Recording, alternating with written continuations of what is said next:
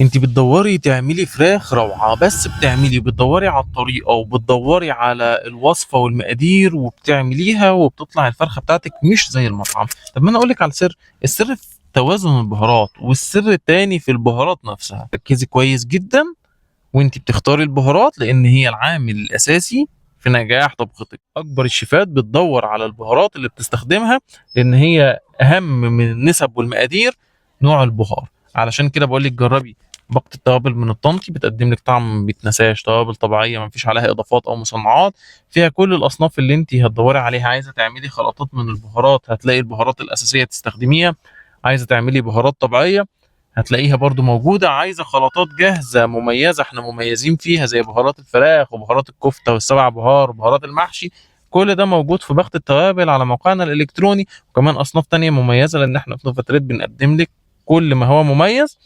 وما تنسيش تعمل لنا متابعة. أنا أحمد شاكر من نوفاتريد، بقدم لك محتوى عن التوابل المواد الغذائية.